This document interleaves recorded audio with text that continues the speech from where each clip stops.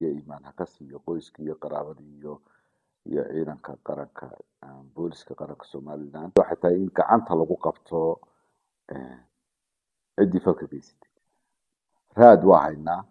oo laamaha amnigu raadkii waa hayaa laakiin ka hor dhici mayno dable hubeysan oo dee laga dhigay inay dable farateen baraha bulshada dhalinyaro ku qorqorayso waxaa waxba kama jiraan dee dilku waa dhacay qof baa dilay raadkii waa lagu daba joogaa inna lillahi wa inna ilaahi raaji'uun waxaa caawa dil fulxun lagu geystay magaalada Gabiley ee caasimadda gobolka Buux Mire Mawliid oo ka mid ahaa saraakiisha booliska ee gobolka Gabiley xunkan ayaa gacan ka xaqdaran ku dishay magaalada Gabiley ee caasimadda gobolka maruu caawa ka soo baxay jaamacadda Timcad ee magaalada Gabiley ee caasimadda gobolka ciidamada kala duwan ee booliska laamaha ammaanka ayaa ilaa hadda ku hawlan soo qabashada gacan ku dhiglihii dilkaasi geystay barsaabka gobolka Gabiley oo isna warbaahinta kula hadlay xafiiskiisa ayaa gooreynta xafiis tiraan loo diray ehelada qaraabada qoyska iyo sidoo kale qaranka Soomaaliland oo ka baxay Allah u naxariistee Buux Mire Mawliid oo ka tacsiyeeyay guud ahaanba bulshada reer Soomaaliland sidoo kale barsaabka ayaa ka hadlay ayaa sheegay in kiiskaasi baaritaankiisa ay gacanta ku hayaan ciidamada boolisku oo ayna bulshada reer Soomaaliland ka degdegin sidoo kale waxa uu sheegay in haba yaraatee waxba ka jirin in dable hubeysani ay dileen marxuumkaasi balse uu sheegay in gacan ku dhiglihii dilay ciidamada boolisku ku raad joogaan ee aan laga degdegin baaritaanka ciidamada booliska inna lillahi wa inna ilayhi raaji'uun kullu nafsin dha'iqatul maut marka hore waxaan u tacsiyeenayaa ehelkii iyo qaraabadii iyo qoyskii uu ka geeriyooday mar labaadka waxaan u tacsiyeenayaa qaranka jamhuuriyadda Somaliland khaasatan booliska jamhuuriyadda Somaliland dhammaan ciidanka kala duwan ee booliska taliyaha ciidanka maadaama uu ahaa marxuum ciidan ah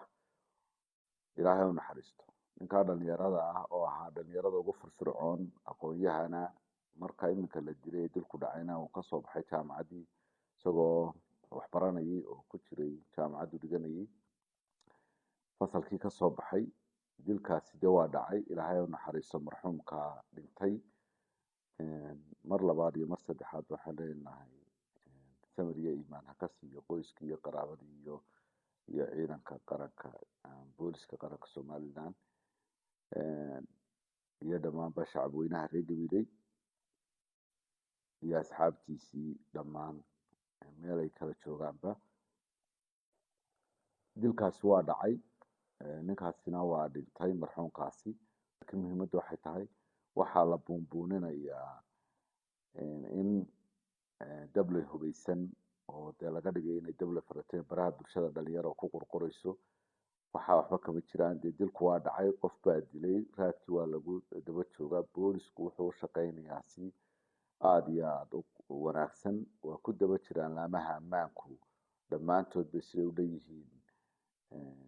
dilkaas ciddii geysatay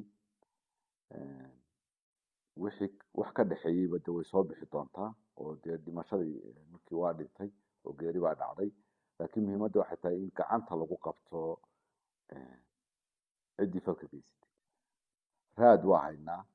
oo laamaha amnigu raadkii waa hayaa laakiin ka hor dhici mayno waqtiga soo baxo ayaa la sheegi doonaa laamaha amniga ku dhawaaqi doona laakiin raadkii waa lagu daba jiraa insha Allah ilaahay waxaanu ka rajaynaynaa bidnillaahi kariim in uu dhiigu ma qarsoomo